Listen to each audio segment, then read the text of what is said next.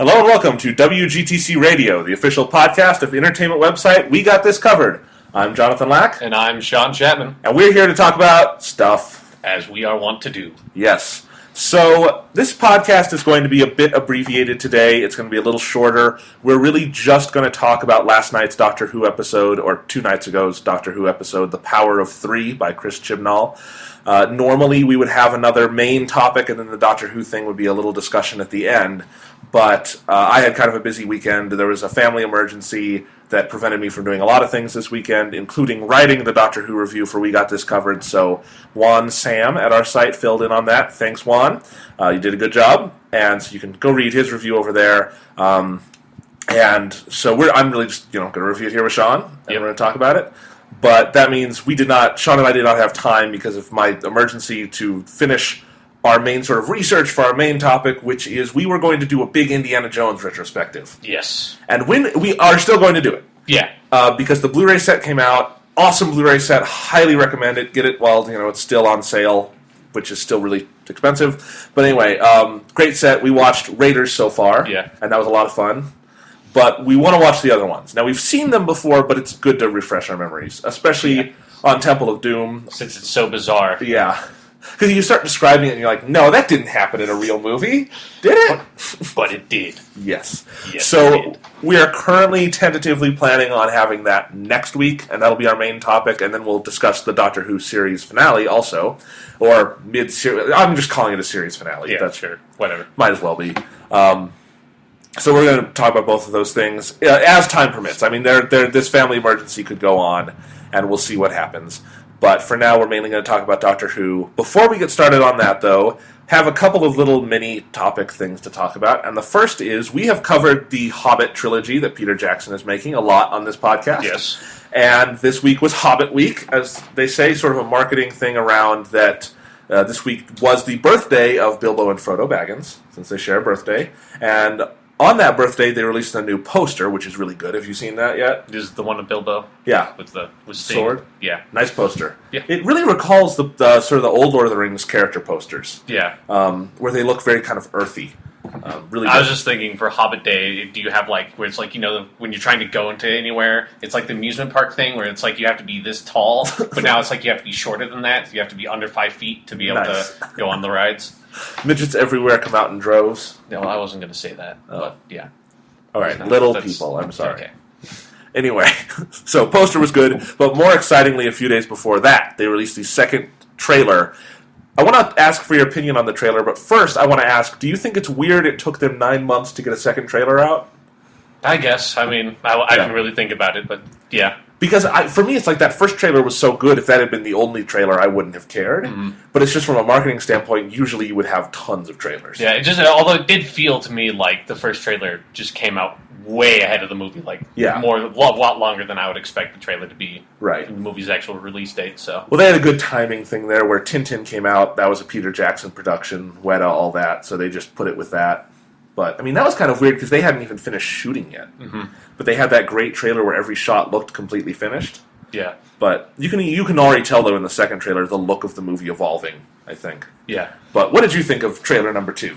I thought it was awesome. I didn't think it, it's a Hobbit, you can't really spoil anything, but I don't think it gave too much away of, what they're doing.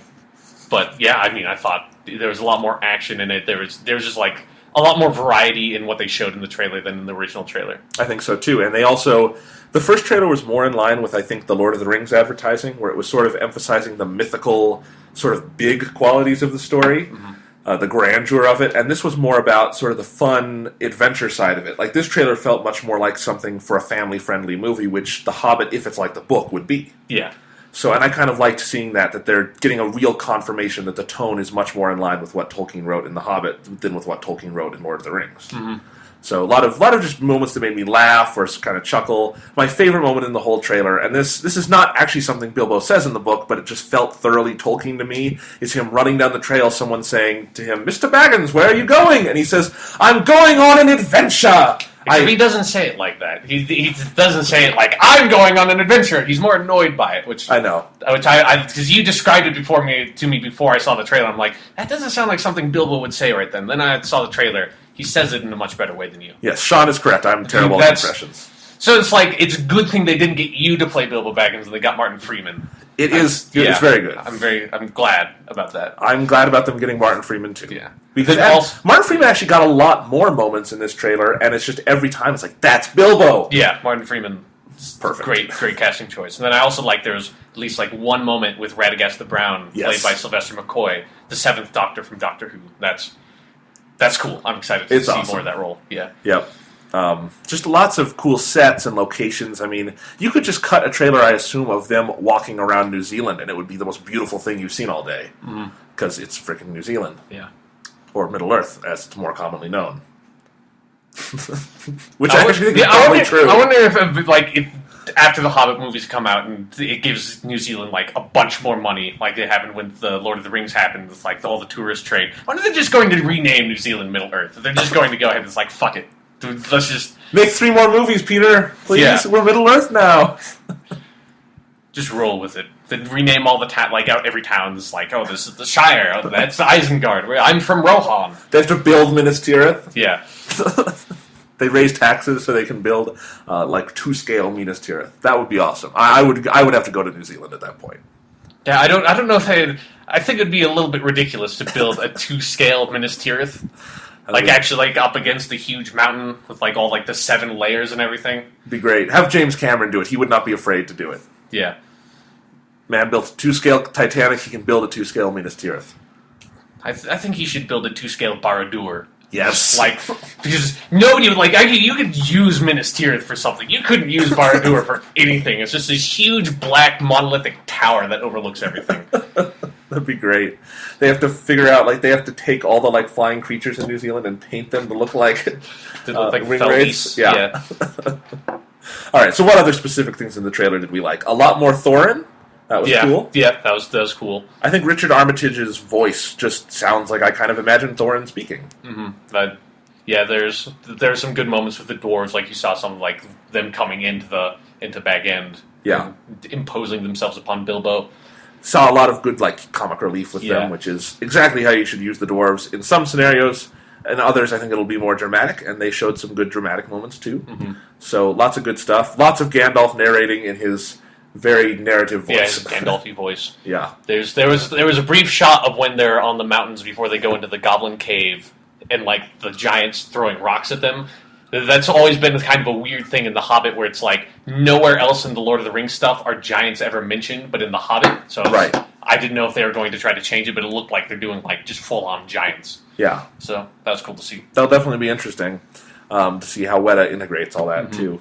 And maybe most significantly is a lot more Gollum and some good shots with Gollum. Yeah. It's kind of interesting because they have not really updated his design at all. But they don't really need to. They don't need to, but it's sort of interesting how I always thought Gollum looked perfect in Lord of the Rings. When you watch them today, his animation hasn't aged, but he looked even more sort of just present. You can tell that they've done an even better job this time. And Andy Serkis, you could just tell, was having so much fun with it, going back and forth. Yeah. Which is not something that's totally described in The Hobbit, but if you didn't do that in the movie, it would feel out of place with how he portrayed it in Lord of the Rings. So, and I liked Bilbo's very defeated, just fair enough when he says he's going to eat him. So, lots of fun stuff. Anything else to say about the trailer? It's awesome. Awesome. Can't wait for it. Here's an interesting tidbit I learned. I was looking at that poster we mentioned, at the credits at the bottom. Turns out Ian McKellen is getting top billing for the trilogy, and Martin Freeman is second billing. I mean, not a bad thing. Yeah, Ian McKellen's just a much bigger actor, so I would have just expected that. Yeah. Right. But it's kind of interesting to me because they did give Elijah Wood top billing in the original trilogy, and comparatively speaking, Bilbo is more important to his story because he's in every single scene. Frodo is obviously not in 2/6 of Lord of the Rings, so maybe more comparatively in the films. Yeah. So in any case, interesting. If I were Martin Freeman and I were being second billed on my own trilogy, I would at least want it to be Sir Ian McKellen. Yeah. I would not be bitter in any way. I'd be like, that's Ian McKellen, I get to work with him, awesome. Yeah, it's Gandalf, Magneto, Yeah. I know, not just working with Ian McKellen, but working with Gandalf. And Magneto. I wonder if Ian McKellen can actually move metal with his mind. I think he probably can. Because I'm pretty sure Patrick Stewart is the world's most powerful psychic. It seems pretty clear. No, I mean, that wasn't casting, that was a reality show. Yeah. Yeah. So anyway, that's The Hobbit. Other thing I wanted to mention, this is just sort of a fun life tidbit. Over the weekend, just kind of to pass the time, I went to Barnes & Noble and found the first of the Judge Dredd comics complete collections, which collects... Complete Case Files, 01. Yes, which collects all the Judge Dredd comics, individual ones from the 2000 AD series, which is a popular British comic anthology. And it collects them all in chronological order, and I've been reading it a little bit because I'm really excited to see the Dredd 3D movie that just came out and bombed hard at the box office. We'll talk about that in a minute. I have not gotten to see it yet because they did not screen it for critics in Denver, which is odd because it got rave reviews everywhere. But I guess they thought Denver critics would hate it, so... Maybe they thought you would hate it specifically. I've given many bad reviews lately. Yeah. Many, but that's their fault, not mine. So anyway, I just wanted to say, if you are looking for sort of a fun, sort of goofy, like, action comic, Judge Dredd is so much fun. It's really silly in the beginning. I hear it gets, a little more serious and sort of in-depth as it goes along, but it's very different than the Sylvester Stallone movie, and I actually think it's kind of cooler, where the Sylvester Stallone movie did this thing, as I understand it, where the whole premise is the judges are the judge, jury, and executioner in this like modern, like really futuristic society where everything's shit. But in the Stallone movie, they do this thing where he actually goes through a whole legal process every time he's persecuting, and like his helmet shows like graphics of like, this is the part where we sentence you, and this is the part where we execute the sentence. But in the sort of comics, it's really just Judge Dredd has full legal power and can kind of do whatever he wants without any discretion. That's kind of a cool idea, and they have a lot of fun with it. And Judge Dredd is a fun character because he loves the law. He is the law. He's really committed to it. And like, I love this one scene where he blows up this guy's car. The guy somehow lives, and the guy says, "I have one request," and he says, "Well, the law is merciful, and I have to be merciful." Like, the law is like his mistress. It's great. He's very devoted to it. Cool. Yeah, I just briefly... I don't have a lot of exposure to British comics, so I haven't read any of 2000 AD or Judge Dredd, but I just looked at a little bit of it, and it seemed suitably corny. Yes. Where they're talking about New York has star scrapers, which are only a couple of miles above the city. I think if you're going to call it a star scraper, I think it has to at least extend to be longer than the Earth itself. Right. I mean, if you're going to give it that name, it's got to be a pretty tall building to scrape some stars. Who knows? I mean, we only see sort of the ground level in the comics so far. But, yeah. And it's interesting because I should say what's weird about the comics, I mean, these anthologies are actually good deals because they're over 300 pages for $20, which in the comics world is pretty good. Yeah. And, I mean, they're all black and white, but still nice quality and everything. But each, in the beginning, as it goes along, they become much, much longer story arcs, and the fans of Judge Dredd, as I've read, kind of call them epics. But in the beginning, it's just 4 to 6 page one-shots about Judge Dredd, where he'll basically hear about a case, he'll go find the guy, fuck him up, and then find some suitable punishment. So, and actually, this is one of the coolest ideas I've seen is in the pilot chapter of Judge Dredd. The sentencing he gives him is to put him in this, super secure prison, and it's really just sort of a field or, sort of parking lot area, but around it is, this really intense traffic circle, where, because it's the future, there's always traffic there, and they can't escape because the traffic is so thick in Mega City 1. That's fucking brutal. I like that. That's cool. Yeah, it's just how long are you going to be there? Because fuck it, I'm just going to give it a shot. I'm just going to... Well, I mean, if the traffic's that thick, surely they're moving at 1 mile an hour. If there's that many cars, they could just leave. Yeah, well, hey, excuse me, sorry, pedestrian, right away. Well, anyway, so, and I'm reading this because I did not have time to see the Dredd movie, the new one that came out. So I thought, if I have some extra time before I see it, may as well read some of the comics, see how they did it, because I've heard from a lot of people that it is very accurate to the comics, unlike the Stallone movie, which had next to nothing to do with them, as I understand it. Mm-hmm. So when I see it, maybe we'll talk about it on the podcast. I will say, I am a little bummed, and I haven't even seen the movie, that it bombed as hard as it did at the box office this weekend. Ridiculously hard. It made $2.2 million opening day, and we're recording this Sunday night. Now, they don't have the actuals out, but the estimate for the weekend is it made a little over $6 million. That's on a $50 million budget. And $50 million is not big by any means, by Hollywood standards. But when you only make $6 million opening weekend, that means you can't mathematically double it over the course of your domestic life. So it will tap out at most about 10 million. So, unless it gets such good word of mouth, next weekend it does even better. Like Avatar. But Avatar also opened at 70 million. So, most likely we're not going to see a Dredd 2D then, is what you're saying? Yeah. Which is too bad, because I know the people who loved it really loved it, and I know Alex Garland, the screenwriter, has been very emphatic about having a 2 and a 3 planned, and I can tell he's not bullshitting because he's given story ideas. But if they made a third one? They're calling this one Dredd 3D. What do you then call the third one? I don't know. And I keep calling it Dredd 3D because that's what all the marketing is calling it. The actual title is just Dredd. They just tacked on that 3D late in the marketing campaign because it's in 3D, but they thought maybe that would excite people. I actually think that probably hurt them because 3D has not been an attraction for moviegoers for a while. Yeah, for a while now. So who knows? I don't even know if I'm going to see it in 3D. The thing is, the local theater in Boulder is not good about having 3D and 2D showtimes. I think when I saw, so there's been a lot of movies I saw over there that I wanted to just see in 2D, and they didn't have any showtimes. So we'll see. I've heard the 3D is good, so maybe I can suffer through it. But it looks like a fun movie. I feel bad to all the people who worked on it who had to look at those box office numbers and think my career's dead. I mean, it does just kind of seem to be like, I don't know. It just didn't seem like a marketable movie to me. No, and I get this. We've had comic book movies have been really big, but nobody over in the States knows who Judge Dredd is, and you don't have big star power. And see, that's one of the big issues. I think is just calling it Dredd is a bad idea. Yeah, I think you could find a much better title that would describe it to moviegoers who don't know who he is, because the way they marketed it was almost entirely on name recognition, of which there is none. Yeah, it's the same reason John Carter bombed earlier this year. And John Carter was a bad movie, actually, but still, it's one of the biggest bombs in history, partially because while the Edgar Rice Burroughs novels are popular to a degree, with modern audiences, most people don't know what they are. Most people have no fucking clue. And even if they did, they'll probably more think of the titles in the series, like Princess of Mars or something. Mm-hmm. And so Disney tried to market it entirely on name recognition, which was the stupidest thing anyone had ever done. So they're just calling it John Carter. No one knows who John Carter is. No one goes to see the movie. Same thing with Dredd. I even think just calling it Judge Dredd would have given you a better idea. Judge Dredd would have been better because if you'd just hear, want to go see Dredd, it sounds like a horror movie, right? It doesn't sound like, it's this sort of mature comic book based movie. Yeah. No, I mean, Judge Dredd would have been better, 2000 AD, something like that. I think there were probably a lot of good options. Yeah. Or Judge Dredd and the Adventure of the, something.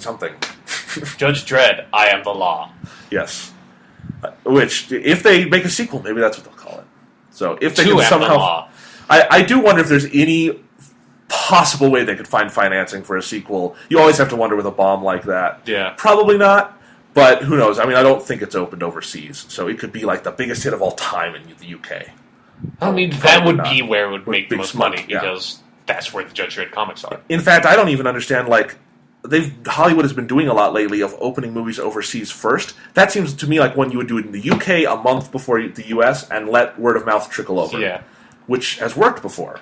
It's part of what helped the Avengers is they put it everywhere else, and then by the time it opened in the US, we had heard it was one of the best superhero movies ever. I think that propelled a lot of probably more casual fans. Yeah. So, in any case, we're talking a lot about a movie we haven't seen.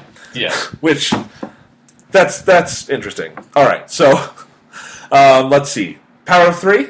Power of 3. All right, we are spoilers for It's like the fourth. Wasn't the second Pokemon movie called The Power of 1? Yes. So this is the fourth Pokemon movie. Is that what we're talking about now? Because I don't think I've seen that one. Okay. That's when I stopped.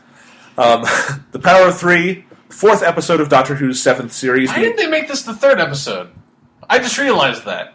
If they like all the 3 puns so much? Yeah, if they're going to call it The Power of 3, just make it the third episode. Well, I mean, because these episodes, since they have nothing to do with each other, they can I think this one and the next have quite a bit. Well, okay, yeah, I guess thematically, but still, you could. Yeah, you could just make it a 4-episode season and get rid of Town Called Mercy. Yeah, just kidding. I liked Town Called. We both enjoyed Town Called Mercy. Yes. So, Power of 3, fourth episode, penultimate episode of this sort of mini season. Penultimate episode with Karen Gillan and Arthur Darvill. Sad. And. Why did you say sad twice? You should have said it 3 times. Sad. There you go. That's better. Do you just want to... It's just the power of 3. You gotta use it. Why don't you just say the line now and get it over with? No. We have to wait. We have to let it simmer. Okay. So we should say, if you haven't seen the episode, general routine, mega spoilers. We're going super in depth, so see the episode. I mean, the part where Rory and the Dalek got married was just crazy. And had triplets. Yes. It was just, it all came together. Yeah. There were 3 doctors the whole time.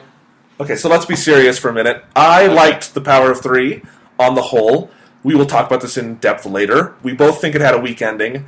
I liked it on the whole, though, because I think it did really good stuff with the characters. I don't think it mixed sort of its divergent plots all that well. I was much more interested in just the domestic life of the pawns versus their life with the Doctor, and sort of amusing on who they are as characters, who they are with the Doctor, and what the Doctor's relationship to the idea of having companions is. And I think it analyzed all of that spectacularly. It's as good of a, on that level, sort of send-off penultimate to the pawns as you could want, but when you mix it in sort of with the alien invasion plot, which really falls off a cliff near the end, it makes for an episode that, sadly, I liked most of it, and then it kind of becomes meh near the end because it ends poorly.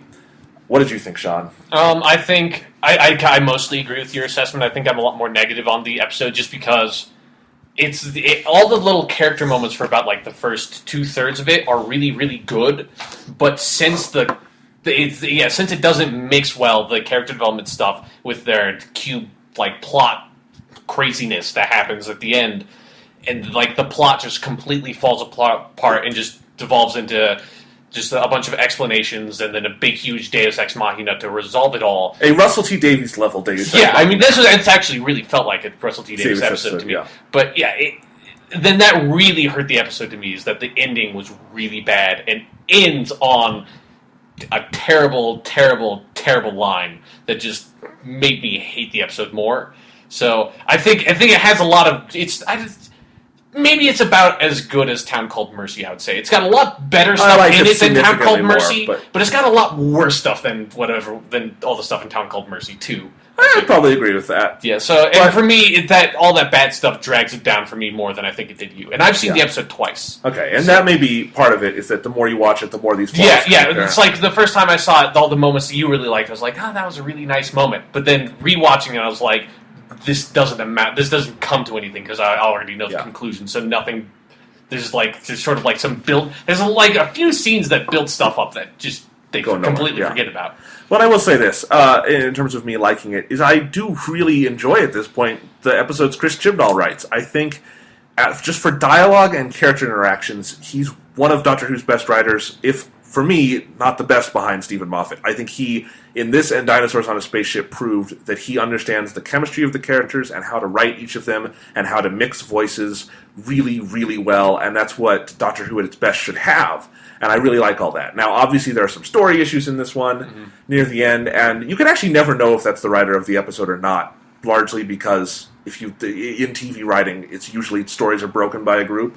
Although that can be different on Doctor Who. I get the impression that it's mostly, if it's the writer does almost all of it. They'll have, for some of the other seasons that they have like through lines of we're doing Amy's got all like the crazy stuff going on last season. You have to throw in a few scenes for that the writer will have not written, but like that some of the other writers, but. Right, so you're probably right. And it's just a story issue, and it's a little weird to me that no one along the way, including Stephen Moffat, who's the showrunner, didn't say, really good script, but that last third, rework it. Because that last line, slash it, doesn't need to be there. I mean, come up with a different title. It does feel to me like sort of a first draft of an episode, and a really solid first draft, but a first draft that if you had done a second, third, you would have smoothed some of that out. I think you probably needed a good 10 minutes more at the end, which they could have gotten easily because this was a 40-minute episode. It didn't even get to the standard 45. Yeah. So, just fix some little things. But let's kind of start at the beginning. And, it is a tough episode to talk about because there are sort of two divergent halves to it. But let's just talk about sort of the general idea that this is the penultimate Amy and Rory episode. And so this one is sort of meant to be an Amy and Rory story set in the world of Doctor Who almost. And I think they needed to commit to it more, personally. Because I think in the opening scenes and any scene where it's just them living their lives and talking about their issues, I think that's something we need to talk about. Arthur Darvill and Karen Gillan are so good together at this point, they can just be talking about their work lives and stuff, and it is interesting because we have that much affection for these characters. Yeah. So, a lot of interesting stuff there. And for the most part, and I actually wanted to get your take on this, in the beginning when the cubes start coming down, that felt like a good plot to be doing with this particular thematic material, because it was something that could kind of be in the background while they're dealing with these issues. And I kind of expected that the last half, it would still be sort of a background element, where the plot, like the actual alien plot, is not important. It's more that they're having a personal issue, and this sort of exemplifies it or is allegorical. Yeah, no, I agree. I felt when the opening started with, like, all the cubes come down, they're just, like, sitting there, and nobody knows why they're here or what to do with them. Yeah, I agree. I felt like this is a good sort of background plot that's pretty intriguing. Like, I want to find out what the fuck are these cubes all about. Yeah. And that it would just kind of stay in the background, and then near the end there would be some sort of character conflict. And then, like, the cube thing would be hugely important. Like, you'd find out what the cubes were about, that would help resolve the character conflict, and just like, okay, that's an episode, done. Then I think I do want to keep this discussion on the macro for a little bit before we go into micro-level stuff, because the general thematic thrust of the episode is Amy and Rory questioning, do they want to sort of settle down into this really nice life they've built for themselves that they are starting to enjoy, or do they want to continue living with the Doctor and sort of all the opportunities he offers? And for the first half, the episode actually makes really good cases for both sides. It doesn't present them as unequal. Mm-hmm. And this is where the episode fails for me, and where the more I think about it, the more I dislike it, is that the resolution to the cube story does absolutely nothing to influence their decision to go off adventuring with the Doctor. Yeah. It's just a standard Doctor Who kind of thing. It's like you just suddenly walked into a completely different Doctor Who episode at the very end, and then you came back into this one. So the ending, like, and this is something we also talk about before we record the episode, is that, so we end on this massive Deus Ex Machina where we have a bunch of exposition, and then the Doctor's like, oh, what will we do? Sonic screwdriver, and he waves it around for 2 minutes, and then it's done. And then it did nothing to explain why this relationship is special, why the Doctor, Amy, and Rory are a compatible three-person unit. And I feel like that was the point of the episode until it wasn't at the end. Yeah, until it was just, I'm the Doctor, I have a sonic screwdriver, I can solve all these problems. Like, Amy and Rory didn't need to be involved in the cube plot. Which is silly, because there have been so many episodes during their tenure, and this is part of why people love them, where they were integral into solving the problems. Yeah. I mean, most of the episodes they appear in. That's the point, is that, like, I think that's something Stephen Moffat's run has done a great job on, is never forgetting that the companions are integral. That's why Doctor keeps them with him, is he knows they can help him out, or he can help them out, or something. And this was just Sonic Screwdriver solves all. It is Jesus in Sonic's form. I've never heard of the Sonic Screwdriver described in that way. It's Jesus in Sonic form. When you can just wave it and solve an invasion, yeah. But when you say, I don't know, when you phrase it that way, it makes me think of, like, Sonic the Hedgehog in, like, white robes with this big, long beard. You know? Somebody make that. If you are, like, a graphic designer, make that meme. We'll feature it on We Got This Covered. I want to see Jesus Sonic. Sonic in Jesus form. Jesus the Hedgehog. Yeah, just like take one of those like great Renaissance era, very naturalistic paintings of like the crucifix or whatever, but just like replace it with Sonic in that same style. And someone remix like Green Hill Zone with organs, like old monk chanting. Yes. Yeah. We're way off topic, but yeah, I like that topic more, honestly. I know, but that we can do a whole segment later about Jesus Sonic. I think we might have to push back the Indiana Jones discussion to like 2 weeks from now. Okay. Next week will be Sonic Jesus. Yes, we'll find all the places in the Sonic stories where like he matches up with the Jesus stories in the Bible. Yeah, redo a nice version of Noah's Ark, but with a bunch of anthropomorphic animal Sonic Hedgehog characters. He is running through saving animals. He's getting 2 of every kind. Yeah, so to put them on the Ark. Yeah. Those 2 would actually meld together fairly seamlessly, oddly enough. I know, right? Sonic's Ark. Make it, Sega. Get on that. It'd be better than Sonic Unleashed. Anyway, anything would be better than Sonic Unleashed. So, back to Doctor Who. So we are disappointed in the ending, to recap, because it does not resolve the thematic ties of the episode. But then it has the audacity to say it does. And it comes right out. Not only is there's, and this is actually a very nice scene in a vacuum of they're sitting around the dinner table, they're talking, the Doctor's going to let them just sort of live their lives. It's a wonderfully played by everyone. And then Brian Williams has that great moment where, he says, I can tell, and, he explains it, and they go off with the Doctor. But it feels unfulfilling because this particular adventure didn't teach them anything. Yeah, I agree. And then... Kiss-off line! Sean? God. So everything's about cubes. It's the power of 3, and the episode. And we did this again. It's the same thing with A Town Called Mercy, where you open it with narration. At least this time it was Amy, so it's irrelevant. And then you end it with narration. And by the time you get to the end, you've forgotten that it opened with narration because the narration just pops up. The narration does not need to be there. I don't like this just casual. I'm going to narrate at the beginning of the episode because that's just a really lazy way to start off an episode. I mean, I'm against 99% of all narration because I think it's a lazy form of storytelling. Yeah. But that's particularly lazy. Yeah. But then it ends, and they're Amy's getting into the TARDIS, and she's like, "But we taught the Shakri something about the meaning of cubed. It's the power of 3." It's even better than that, Sean. She says the Shakri don't understand. The Shakri don't understand the power of cubed. It's the meaning of the word cubed. Is that it? Yeah. Yeah. They don't understand the meaning of the word cubed. It's the power of 3. It's fucking. But yeah, it's fucking. It's one. We've covered this extensively. I fucking hate title drops. They're terrible. They just immediately take you out of the story. That's how they function. They're like this stupid little wink and nod. It's like, you know what the title of the episode is, but Amy doesn't know that that's the title of the episode of Doctor Who that you're watching in your actual reality, so she's going to say it. It's like, why? Why do that? It's so bad. Title drops are always bad. They should not happen. Unless it's totally by coincidence. This was such a deliberate title drop. If you had this really general title and a character said the word dread in Judge Dredd, it's that's yes. Okay, that's fine. Okay, you can't really avoid that. Hypothetical. What about each Lord of the Rings films has a title drop in it? Are you okay with those? They're not that bad because they all Two Towers is in Return. I guess the Fellowship of the Ring one doesn't bother me at all because they're because they're called the Fellowship of the Ring, and that's a quote from the book. Yeah, so that they're. I would prefer not having them, but they're not that bad in Lord of the Rings. Just also Lord of the Rings has that very grandiose sort of mythical style, and so Saruman says the 2 towers, whatever, in the sentence. Well, he talks about the union of the 2 towers. That makes sense. The union of the 2 towers. It's not like he ends a line by saying, it's we are the 2 towers. Did you catch that?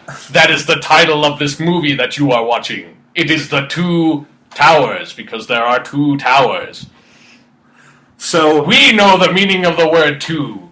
But anyway, with this power of 3 line, I think for us, it's fucking terrible line. It's not just that it's a pun and a name drop, it's that it's kind of smug about, see, this was the meaning of the episode, but the story didn't deliver that. It's I don't know why she arrived at that conclusion. I don't know why she was musing about the similarities between there being 3 of them and there having been involved in a situation with cube, and then relating that to the mathematical expression cubed, which means to the power of 3.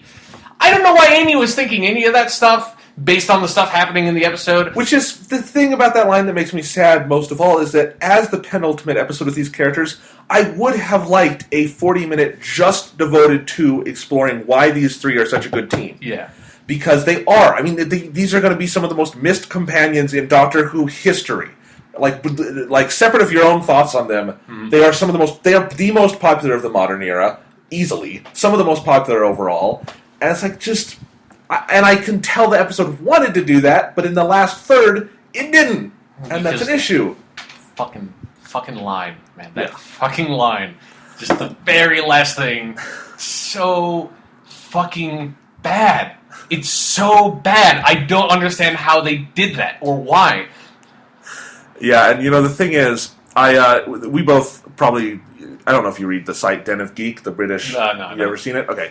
They cover Doctor Who a lot, and because they're British, they can do it faster than American sites, so I read them sometimes. And they do spoiler-free reviews of each episode before they come out, because they get press screeners.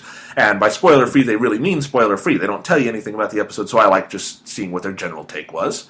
And when I read the Power of 3 one, they said, we liked it, kind of had a weaker ending.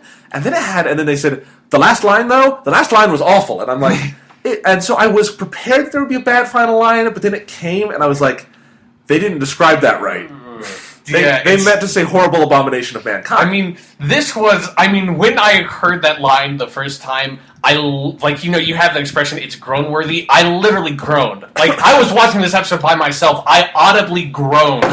I was just sitting on my couch, watching the episode. She fucking says that line, I'm like, oh, and then I paused the episode. I'm like, fuck, fuck. Did she just say that? Poor Karen Gillan. God damn it, that line. Jesus, fuck. And I was like... You know what it kind of reminds me of, though, for her doing it as narration? Is some of the shit Harrison Ford had to say in Blade Runner, where you could tell she didn't really want to say it. Did you kind of get that from that line reading? Yeah, now I'm picturing Harrison Ford. What's saying that? Yeah. But Batty taught me. This Batty didn't understand the meaning of the word cubed. It's the power of 3. Ridley, why? I'm never working with you again. No. Just, all right. Oh my god, that fucking line. I can't get over it. Because it's not even like anything in the episode had to do with the mathematical expression cubed. It was a bunch of cubes, yes. But it had nothing to do with to the power of 3. They didn't like... The Doctor didn't have to solve some sort of rudimentary math problem involving cubed to save the day or anything. It just had nothing to do with anything. Is there an old school Doctor Who where he has to use the power of math by any chance? Because I know it had more of an educational vibe at points. I mean, well, there was the last Fourth Doctor story, Legopolis, is all about they go to this place, Legopolis, and they use the power of math to keep the universe from decaying. Is that a good episode? Oh, Legopolis is awesome. Okay. Yeah. And that's actually part of Adric's character. Okay. One of the companion to have died. That he was a math genius, and he kind of had that power too. Yeah. Master exploited it. This whole thing. Okay, so let's get away from that terrible line for a minute, and I want to talk about sort of individual scenes we really liked. And there were a lot of them. Just again, there's some of the stuff in the beginning, just between Karen Gillan and Arthur Darvill, or some of the stuff with Mark Williams in the episode as Rory's father, Brian, who is very funny. I hope we get to see. We probably will never see him again. Yeah, most likely that'd be unless you have a weird like Wilfred situation, like at the end of time. Yeah. Like, the actual companion's gone, but someone related to the companion is now the companion. Which I think they could do pretty easily here, because they've shown he has a relation to the Doctor. Mm-hmm. So, Christmas special some year? Anywho.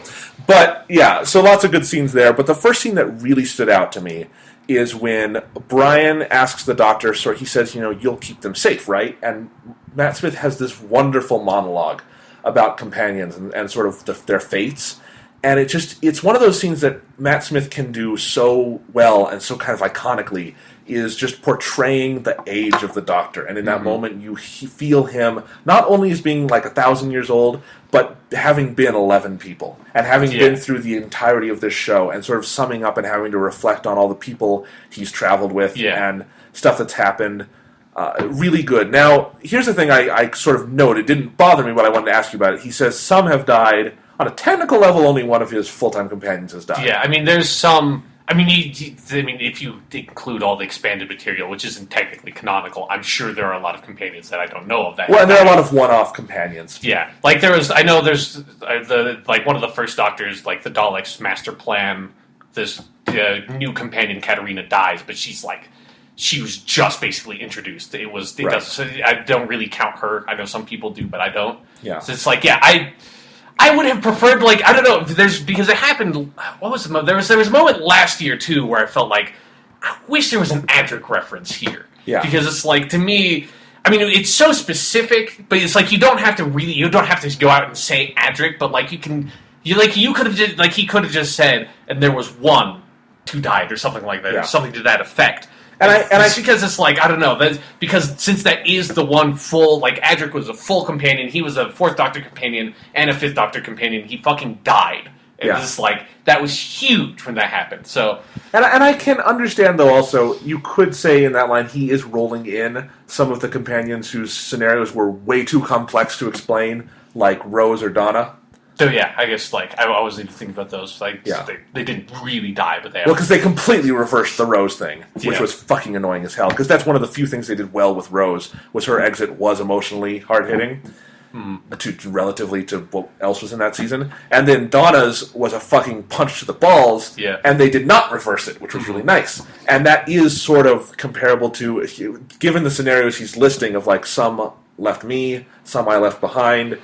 She would fit into that third category. Yeah. So I can kind of see him rolling that in. But in any case, it felt like a very emotionally honest moment for the Doctor. And just a really good, again, just kind of getting into sort of the idea of companions and the exit of companions, which is not something that's been analyzed hugely.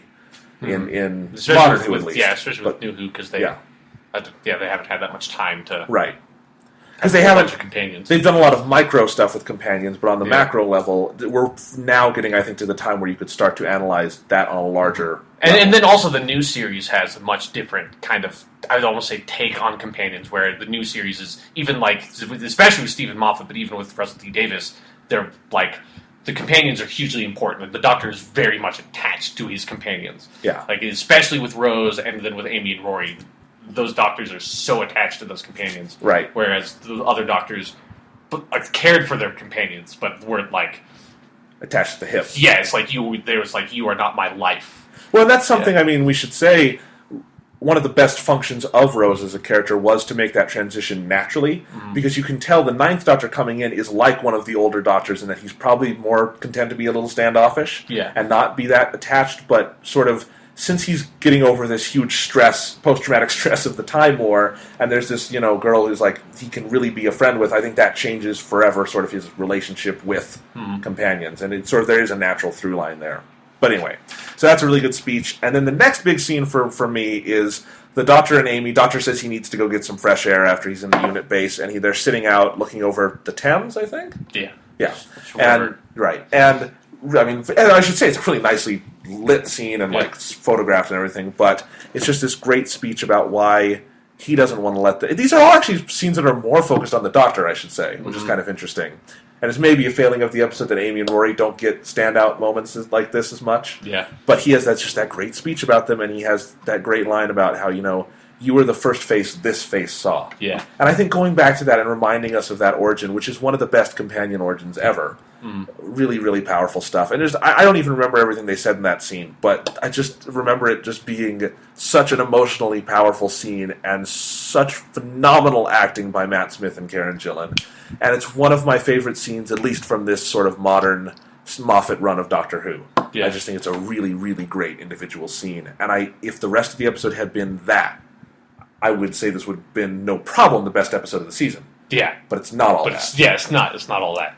But do you have anything to say about that scene or the other one? Or? No, I agree. I think that's a really good scene. Yeah. I still have a bit of I kind of have a bit of an issue with how the Doctor is so attached to his companions. It still kind of bugs me because it's so different from how the companions used to be. Yeah. It's and to me, it always feels a little bit unnatural to me. It never quite feels like the Doctor. My understanding of the Doctor would be like that, but it's not a big deal to me. I should say, I think I did like how this one. It helped kind of explain that more than that's what I was going to say. Explained. I think that scene. This is the other moment I was forgetting about that I wanted to talk about. Is that he says, I have to be with you guys right now because I'm eternal, but you're just a little flame that's going to go out, basically. And that was powerful to me because it's one of the only times in recent Who where they've really powerfully addressed the idea of death in relation to the Doctor, that everybody he knows will die before him. Mm-hmm. And that he exists in all of time and space, because that's how he travels. Yeah. But he travels with people who are so minute in their lifespans and stuff. And I'm almost wondering if what you were saying about, that the Doctor used to be not as attached, that would be the reason why, obviously, that he, on a macrocosmic scale, they're just seconds to him. Mm-hmm. But if something really, really bad happens to Amy and Rory next week, I almost think Stephen Moffat is setting up for a way that we go back to a Doctor who is less attached, because Amy and Rory's death or whatever would make him less attached. Yeah. And I think this was almost setting that up. Yeah, I definitely, I'm getting more a sense of, Amy and Rory might not leave in the best situation possible on the show.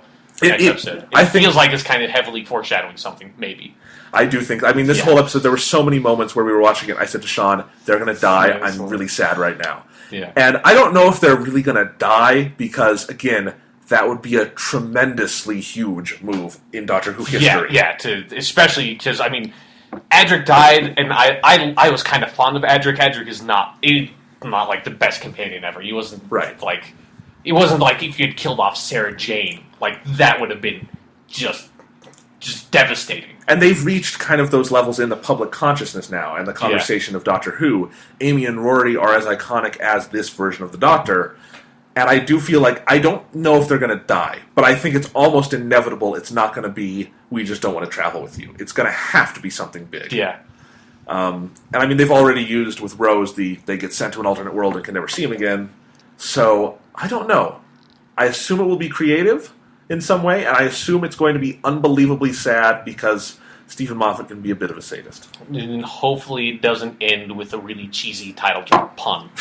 That's just what... That's where... Or with anyone yelling out Doctor Who, which I guess would kind of fit into the same category. Well, as long as it doesn't fucking do that. The next episode's title is The Angels Take Manhattan. That would be a tough one to name drop, and it would be really awful if they did. Because, Amy and Roy, the Angels took Manhattan! Cute! Anywho. Yeah, so I think that's sort of that side of the episode. Good stuff. Do you have any specific theories for Amy and Rory? I mean, we'll talk about that at the end. Yeah, I mean, I think I'm going to go ahead and say I'm betting that they're going to die. That's kind of how I feel it should end right now. I do kind of feel like Amy and Rory should die. Not like I hate Amy and Rory, but it's like that would be to me, that feels like the direction, the conclusion the story's going in. It feels like that to me, too. And I don't object to that inherently, although I will be sad, because that's the point of them dying. Mm-hmm. What I would object to, though, is if they are going to kill them off, then I would view these 5 episodes as an abject failure, because the first 4 didn't do anything to set us up for that. This one did a little, but just on a foreshadowing level, it did not, for me, on an emotional, thematic level, set up companion death. These 4 have not done that. And that's where, actually, I would probably not predict it, because I don't think Stephen Moffat is going to make that level of a thematic jump. I don't know. I mean, they might be doing that to make it more shocking. Yeah. Okay. I wouldn't necessarily try to, really emphasize that sort of tone too far out. I don't necessarily mean tone. And I guess there has been the one thematic thread running through all these is that their difficulty to let go of the Doctor, and it would be a literary, definition of tragedy if that's what does them in. Yeah. And again, it would change the Doctor forever, I think, in terms of this incarnation at least. So I do agree. I think that's where it's going. And maybe I wouldn't view them as an abject failure in that sense. Maybe I was being too harsh. We'll reserve judgment. It's kind of hard to say depending on... I mean, it totally depends on how they would handle it if they do it in the next episode. Yeah. Whether or not these episodes fail. And we talk about, whether you have complete faith or not in Stephen Moffat. We do not in all cases. I do in this case because he's always written Amy and Rory well, for the most part, and I think he'll bring his A game plus a little more if he is writing the exit of these characters. Mm-hmm. So we'll see. Anywho, let's go back to the episode and sort of. I guess it's time to talk about the cube part of it. We agree we did like the early parts where it's just the cubes and they're a mystery. Yeah, when they just set up this really intriguing mystery with great. Why the I think it's a great setup for an episode. Yeah, no, I completely agree. This was a really awesome idea. And it gave some good moments to some of the characters. Like I did like just how invested Brian was in figuring out the cubes. So invested that he sat in the TARDIS for 4 days without food or water or presumably knowing where the bathroom was. Not going to sleep. I guess he slept in the lawn chair that was there. Do you think he could do it? I think Brian might be immortal. I think I think he might be the master in disguise. I think it was foreshadowing that. That's how Angels Take Manhattan ends. Is Brian comes back, he embraces his son, turns out to be the master, kills him, kills Amy, and he says, "All right, Doctor, it's on," and that's the cliffhanger. That would be fucking awesome. That would be. I'm not even joking. That would be amazing if it's played right. That would be astounding. I would hate you if that happened because it's just now I'm going to be thinking about that, and if it does happen, it's ruined. Yeah. That would be, I think... Yeah, I would hate myself for calling that ahead of time because it would be such a great surprise. Yeah. And God, that would be fun to have Mark Williams playing the master. And then someday he can regenerate into Alan Rickman. Hopefully. All right. Okay, we're getting off track. So, where to you does the cube story go off track? After you have the full perspective of what's actually going on with the cubes, it starts out kind of early. Android Girl, pointless. There's the 2 orderly guys with the weird sort of it wasn't even cube face. They had hexagon mouths.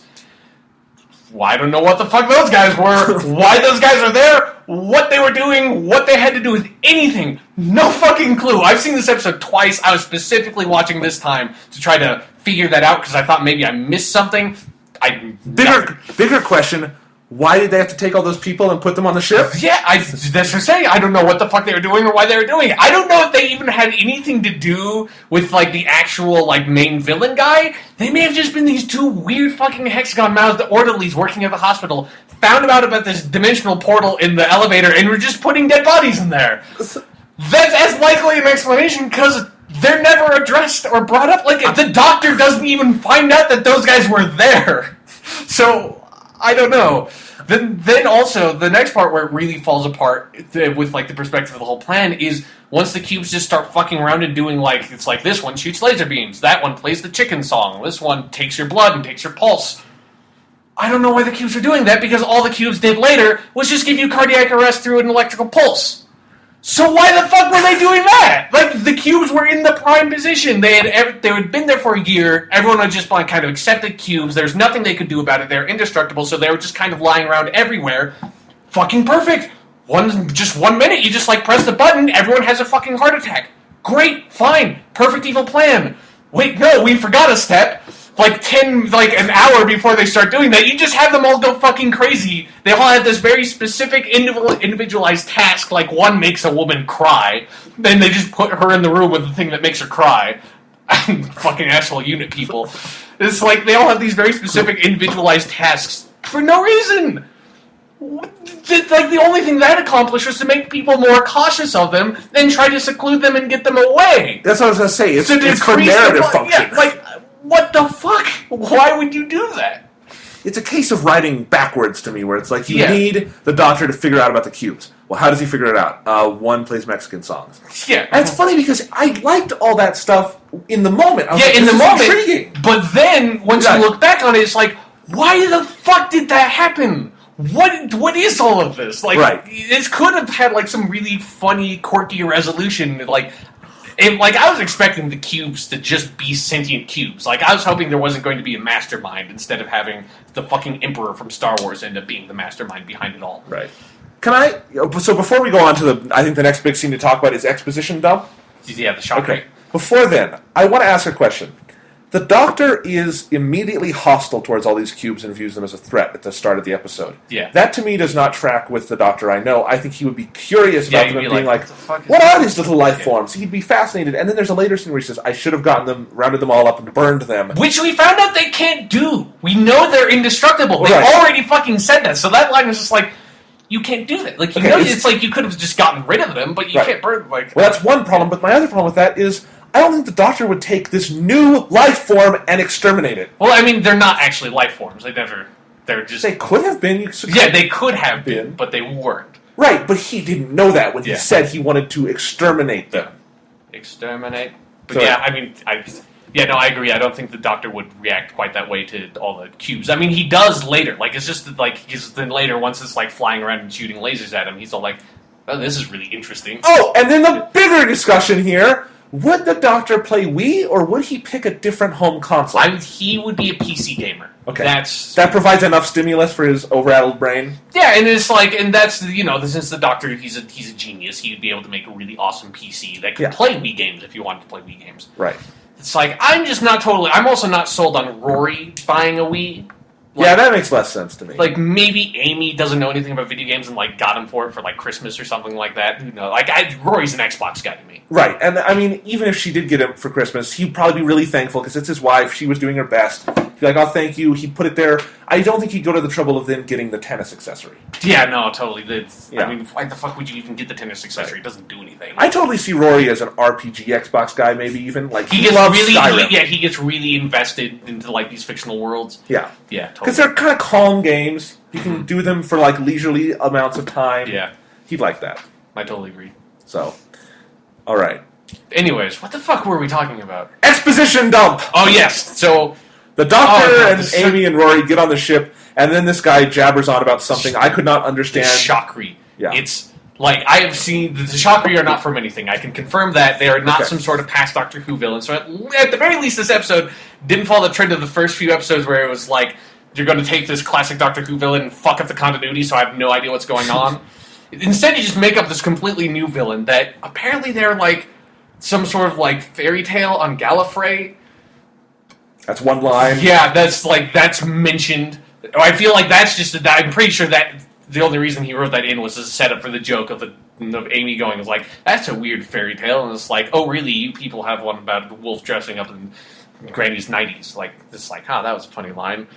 Don't know why these people are the fairy tale of Gallifrey. It's like, and then apparently from what I gather, they're the pest control of the universe. So they kill the humans before the humans expand out into space. Although the Chakri exist in all of time, so they already know that they're going to fail. I don't know, like, the Chakri, he said, we exist in all of time, so I'm like, so you know you're not going to succeed then. You know you're going to fail. You exist in all of time, why are you fucking with a specific moment in time to try to prevent future moments in time, Chakri guy? I mean, that seems kind of strange to me. Again, if you think fourth dimensionally, they have no purpose whatsoever because time would be... Yeah, like, I don't know, why do they give a shit about, like, humans expanding into space? I don't fucking know. Because Doctor Who has always portrayed that optimistically. Yeah, I know. I mean, humans have expanded out into space like 5 different ways over the course of Doctor Who, so... And they're really fucking good at it. And it's generally made them better as a species. That's kind of a theme. So... I don't... And it's like, how far is humanity going to get out into the entirety of the universe that we need to be completely exterminated? We may inhabit a significant portion of the galaxy way into the future. That's it. Like, we don't need to, like... There's got to be other stuff. That's like, why aren't they taking care of the Daleks? Why don't they take care of, like, the Time Lords or, like, the huge species? Who knows? They're the pest control of the universe. Well, yeah, whatever that means. So I got all of what you just said in broad strokes watching the episode, sort of. But the problem with this scene is not so much the text of it as the way it's presented. It's, like, all of that I just said was, like, shouted at you in, like, 2 minutes. Yeah. It's just, like, exposition. You are a Chakri. This is what the Chakri are. Why are you here? We're here because we're the Chakri, and this is what the Chakri do. And you can't stop us. I'm going to stop you. And you Sonic screwdriver. And you couldn't really understand what the Chakri guy was saying. Yeah, because they had this weird voice filter. Apparently the Chakri guy was never there. He was a hologram. Then the spaceship might have been the Chakri. There might have been 7 spaceships. There were 7 minutes. He said something about 7 spaceships. We didn't see any other spaceships, but they're going to release another wave of cubes because, I guess, to kill more people, even though they have, like, millions of cubes on the Earth already that they need to recycled, but I don't know why. So Matt Smith the Doctor executes the Deus Ex Machina, and 1/3 of Earth comes back with brain damage. So this is like this is another we didn't talk about. Another problem is that the cubes are designed. They deliver an electrical shock. Like, and one thing that the Doctor is monumentally stupid is that the timer's going down. It's like the Doctor's going to go sit in the room with the box, and everyone else is like, Doctor, you don't need to there's absolutely no reason for you to sit in the room with the box with the mysterious timer. So till it goes down to 0. Dude, we gain nothing from this. It's like the Doctor's like, it's okay, I'll be fine. And he goes and sits down, the box opens, nothing happens, then the Doctor walks outside, and then he has a heart attack. And my question is, why does he not, like, how does the box do it? So, because they explain, they look, it's like, just look at, like, the box's, like, electrical pulses, like, 10 seconds or whatever after it opens. It's like, look at this, there's this big spike. It's like, oh, they're shocking people right in the heart, causing cardiac arrest. It's like, okay, but why then did it happen, like, 2 minutes after the Doctor got out of the room with the box in it? How did it, like, it was just this really weird delayed electrical reaction? Was the comic timing? Apparently, yeah, the electricity was just moving really, really slowly, not at the speed of light. Like, that just seemed really strange to me, and it only took out one of his hearts, and then Amy zapped him with a defibrillator, and it brought his one heart back, but it didn't, like, make his other heart go into cardiac arrest, which I was kind of disappointed by. Right, I mean, I was kind of like expecting that there'd be this comedy routine where they're trying to figure out how to get both hearts started at the same time because she keeps on shocking him, but it just like flip flops which one's going. I wasn't any of that expectations. It just annoyed me because I'm not a doctor or anything, but I do know how defibrillators work, and I know the reason you put them that way is so you even out the shock across the chest area. But if he has 2 hearts, that would be stupid. What you would do, you would put either one or both in that concentrated area, and you do it there and hope it works. Yeah. But, I mean, there's no medical procedure. And it's like, I can believe Amy would know how a defibrillator works because her husband's a nurse. Yeah. She would have picked that up in the last 10 years, apparently. But then anyways, yes. Yeah. So that's all stupid. But then, yeah. So the doctor, they're on the ship. He's like, okay, we can stop the shockery. We can stop the second wave of cubes. But 1/3 of the human population is still dead. Let's just reverse the electrical pulse. It's like, okay, let's defibrillate everyone on Earth. How long has it been since they all had their hearts stopped? Maybe like 10 minutes. It was actually quite a while ago. Hey, this should work fine. Then it shows like the camera feeds, and it's like, oh, everyone's getting back up, and it's like, oh, word from the hospital is they have millions and millions of survivors of cardiac arrest, and it's just like, they were dead for 10 minutes. Their hearts were stopped. Their oxygen stopped going to their brain, definitely. So, yeah, almost all of them would still be dead, and the ones who did miraculously survive, they would have severe brain damage. And I like how it feels like they maybe gloss over the fact that it felt like it implied that not everyone survived, but it didn't want to flat out say that not everyone survived, which kind of felt weird to me. Like, it was like a children's show where it's like, we can't, like, explicitly state that anyone died at the end of the episode, where it's like, 1/3 of the Earth's population. They said that number. Yeah, that's big. Yeah, even if I accept that, like, none of the brain damage stuff is like, defibrillation does not work 100% of the time. You cannot just when someone's heart stops, you can't just bring them back every single time by shocking them in the chest with electricity. Like, that's not how that works. So, a big portion of the human population would still be dead. Like, it would be like Black Plague shit. So. Yeah. And I mean, that's, you said this was like a Russell T. Davies episode. I think you're completely right. And that's what always annoyed me about Russell T. Davies era episodes like this, is where you do this big cataclysm, not explain it away, and it's like, that would be the biggest event in human history. Yeah, 1/3 of the population just stops, gets shocked in the heart, and just dead on the ground. Yeah. And then they all come back as zombies, start killing everyone.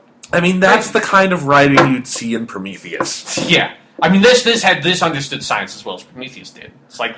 A little better. I mean, defibrillation actually is a scientific practice. Okay, at least they didn't completely mistake, like, what 100% DNA match this is a fucking human means. It means it's a fucking human, not another species. Yeah, and no one at any point in this attached a car battery to the cube and exploded it. Yeah, to try to figure out what the cube is. Yeah. Yeah.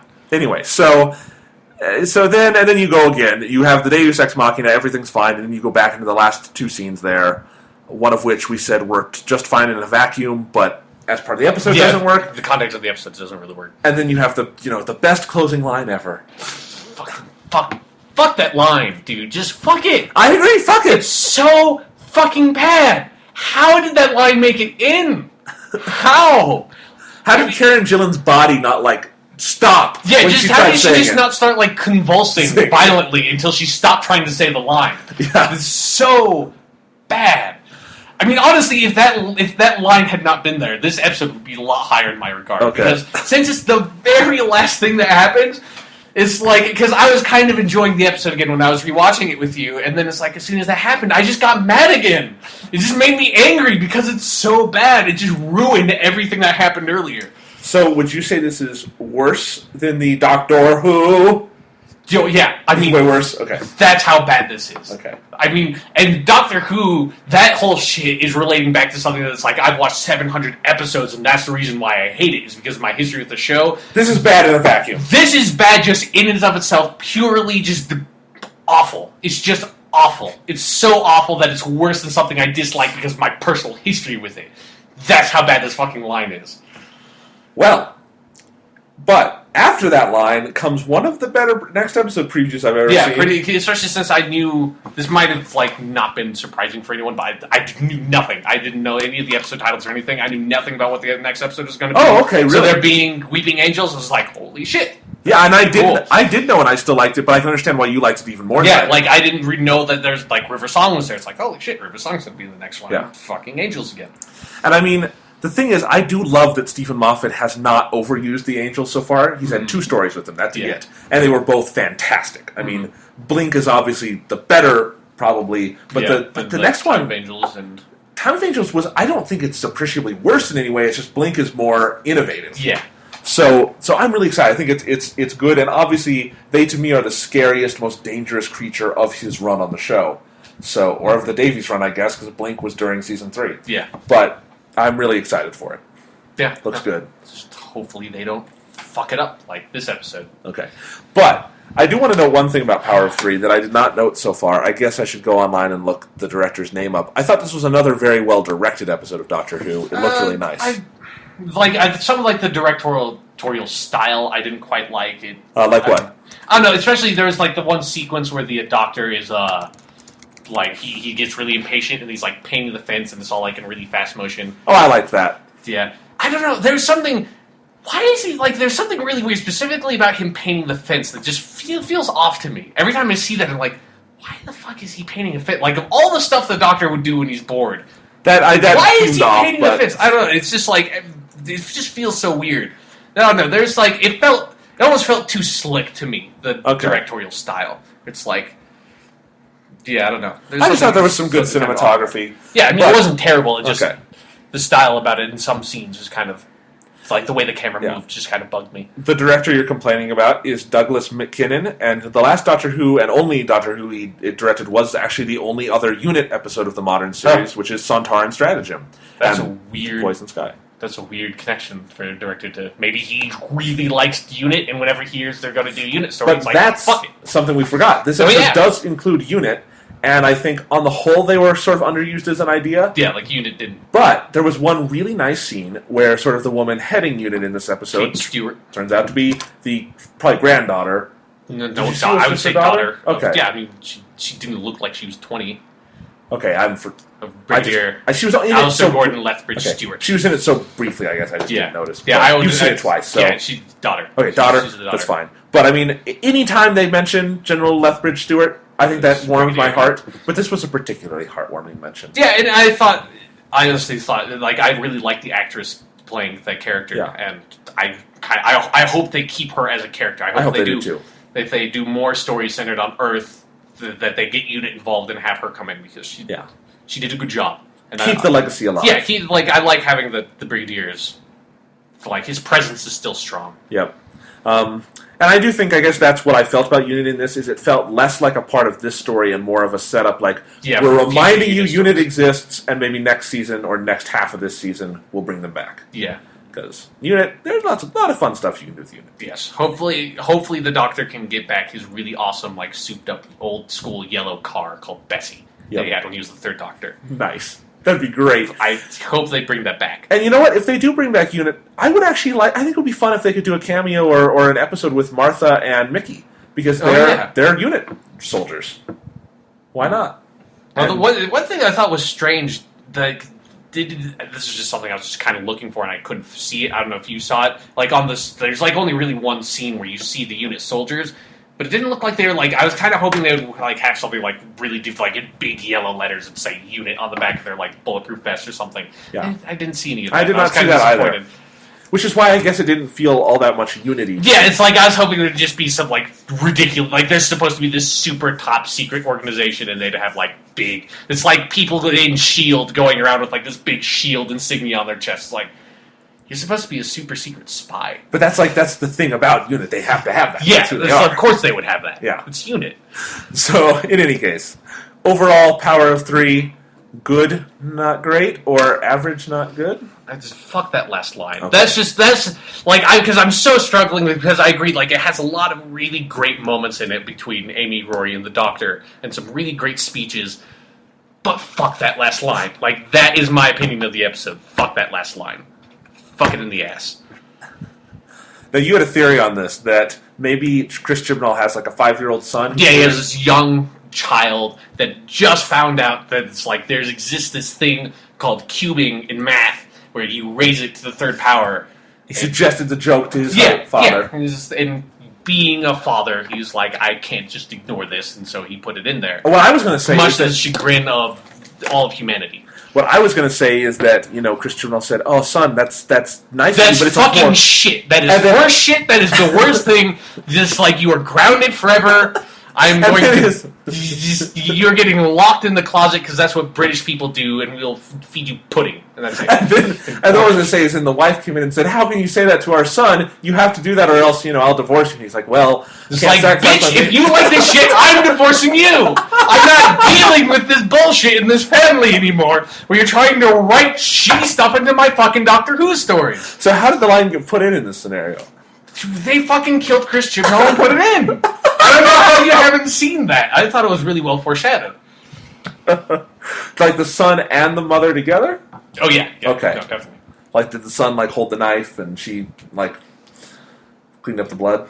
No, she hoisted up the son by the legs and then beat him to death with his own son. That's how they did it. Because they're fucking insane. That's how they came up with that line and thought that line was good. That is how bad the line is. Okay. Once we find out Chris Chibnall has been murdered, his body has been recovered, this is how. Please call me. I got this shit. I will solve the case. That fucking line sucks.